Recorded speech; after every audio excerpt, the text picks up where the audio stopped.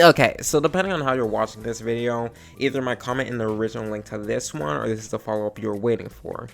As of recording, a while back I released a video regarding my personal gripes with the Anti-Furry movement. The TLDR of that 2-hour-long video is I didn't like that Anti-Furry seemed to fail to address several issues in their movement, with me going over information, allegations, and the entirety of the Anti-Furry docs. I did originally anticipate some responses from Anti-Furries, however I did not expect so many responses in less than a day. Originally, I was just going to ignore it, but after giving that second thought, I decided to give anybody that wants to respond about a week to give their own takes. After listening to their own videos, I have realized that while most of my information is correct, some of it is missing context or wrong information that I should clarify first.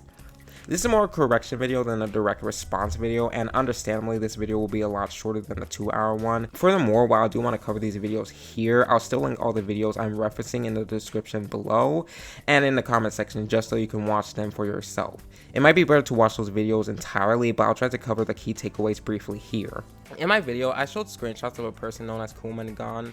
While I can't say anything regarding Coolman themselves, it was brought to my attention that I was mistaken on some information, specifically with two people, Erwin and Handcuff Official. For starters, the screenshots that I showed between timestamps 10:15 and 10:20 is not Coolman. While I wasn't notified through a video, they did let me know in a comment to correct me on that mistake. That was a genuine error on my part, and I want to clarify that that person specifically you see there in that screenshot is not Coolman. Rather, that's a person who goes by Erwin. Next, I want to address another part in my video that features a user known as Handcuff Official. In my video, I accused him that he was friends with Coolman. However, after talking to him, he's giving me a much realistic take. While Handcuff has said that he's spoken to him previously before, it's been none since the two meaningfully interacted, the last interaction being October 2024. Since then, Handcuff has distanced himself from him, and after speaking to him in a live stream, he has updated his people I know list. This was a genuine mistake on my part, as I was led to believe that Handcuff was still talking to Coolman to the original version of that list. Furthermore, I implied that Handcuff supported anti-Semitism via my screenshots as shown here. This was a genuine accident on my part, as I meant to refer to individuals who made those tweets, however I grouped in Handcuff as well. These tweets are something that he himself says that he disagrees with, as shown with a later tweet he made. There isn't a video that I can link to for these corrections, however on his channel there is a community post that corrects my mistakes, which I'll leave a screenshot for here for you to read. I have received some clarifications from someone alleging to be Crimson for themselves. In the comment, they said that the reason why the harassment moved from online to offline wasn't because of Anti-Furries directly, rather the videos about him spread to real life bullies that bullied him for it. That was the reason why he moved schools and the reason why he was confronted in principals in a later story that he shared. Another comment, specifically from CEO of Trolling, said that Crimson had alt accounts that apparently encouraged the harassment against him. However, I'm not sure if these alt accounts are still around because shortly after Crimson merely commented on my video, he was once again harassed by Anti-Furries. Furthermore, I have received more information regarding the relationship between Azure and Crimson. In my previous video, I said that I received conflicting stories regarding the age gap. According to this comment, they claim that while the age gap was about 2 years, Azure has repeatedly lied about Crimson's age throughout the relationship, saying that he was almost 15 when he was still 14. They also said that Azure has ERP'd with other minors as well. I can't say anything for other Anti-Furries present in the Crimson drama, however I do want to address people who made a response and their own input, specifically with a user known as Ant. They made a video that covers everything well, which again is linked in the comment and the description. It's a bit much to recap entirely, so I heavily suggest that you watch that if you have the chance, but I'll do my best to do it here.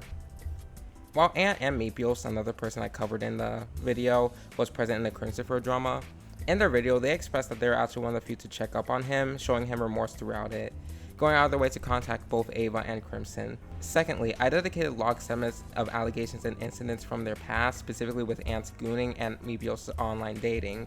Originally, I was under the false belief that they were actually being hypocrites, but after watching Ant's video, while they do say that it has happened, it was long ago in the past and they have since moved on from. For Meepios, everyone involved has acknowledged that it has happened, but Meepios hasn't really done anything like that since then. Furthermore, many of the people present in the situation has changed and grown as well, not choosing it to hold it against him. And as for Ant, I'm not going to bring up the screenshots because even my original video said it was pointless to bring up other than shaming someone, but he has expressed his disapproval of his past actions and no longer does that stuff anymore because he has matured since then. Thirdly, although this wasn't touched on extensively in my original video, he does bring up his Milka Shed video. For context, the video is him basically critiquing someone for having a vor fetish. The video itself was slightly controversial since while many agreed that while vor is weird, it's not exactly worth making a video over for something so minor, especially compared to his other videos that cover people doing much worse things. I myself even commented on the video as such previously. In my video, I tried to compare the two by calling out something minor and inconsequential from Ant's past as well.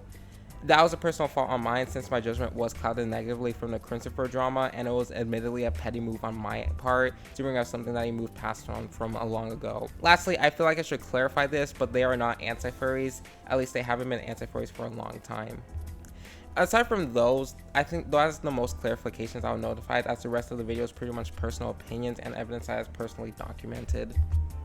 The rest of this video is just me adding extra details, so if you haven't watched my previous video, you can just go ahead and do that now, but if you want to watch the rest, that's up to you. However, I want to affirm this doesn't mean that I don't believe that the anti-furry community has problems that's been failed to address, because I noticed that some anti-furry responses simply brush over these issues. While my video does have some corrections needed, it did contain undeniable evidence within that documents severe problems such as doxing that is simply too important to ignore or skip over. Not only that, but while my video does have genuine mistakes, I don't think my video should be boiled down to that alone as a way to escape accountability for anti-furries actions. Again, this is a video for corrections and clarifications for the misinformation presented in my previous video, not an apology for irrefutable evidence that I have shown. I personally will not engage in like anti-furry business so long as nobody else tries to drag me into this, because I do want to do my own thing in the end. Again, if anybody else wants to use my video as a source, I don't really mind that, and it's still valid to use. It contains an hour of screenshots, a link to a document, and evidence of doxing. Now, I've been receiving a lot of comments regarding my initial choice to unlist my videos. While I do stand by many of my opinions I express, I was originally planning to unlist them because my video has received genuine clarifications on topics I could not have known, specifically with people who, while they may have done these things in the past, have acknowledged them, moved on, and are far from the most harmful offenders. Plus, this isn't the first time I unlisted drama videos that's shown with my Major Clue videos. That's mainly because I'm not really like a commentary or drama type of guy. I think for the time being, I'll keep these videos up with the original video linking to the correction video in the description and the comments, with heavy emphasis to watch those first. I did work months on that video. I put a lot of effort into that, and it does have genuine information in it as well that I don't want to throw away immediately. I feel like me listening to the other side gave off the impression that I excuse anti-furries for their behaviors. Just because I hear people out doesn't mean I automatically support them, because I've been getting a lot of comments either saying I've been blackmailed or brainwashed for doing that, or I have like a sudden realization that anti-furries aren't the bad guys and they're the actual victims. I'll hopefully be doing other things that give this channel more breathing room with content I actually enjoy. This doesn't mean that the possibility of unlisting that video isn't still there, but I'll keep it up for now anyways. I think it took me like a few months to unlist that Major Klug video, so I might do the same depending how things move forth, although it's not like a guaranteed. Granted, I can't stop anybody from re-uploading my video, as again, I have heard despite the flaws present, many viewers thought it was an overall good video, if not a bit controversial. Personally, if anybody were to use my video, I'd recommend that you use them in clips that keep out any misinformation while adding your own takes to the matter. As I said, I'm not going to engage in this whole anti-furry versus furry stuff. While I don't like anti-furries, I'm not gonna lie, being added constantly during all this from both sides was getting a bit annoying to the point that I was considering muting people. That's all I'm gonna really say regarding this anti-furry matter, and I probably won't really touch upon this topic in the future because it just doesn't really seem worth the time. So yeah, anyways, that's the conclusion of this video. I'd recommend, and like I said, if you haven't watched the other video, you can go do that now. This is just clarification I wanted to add.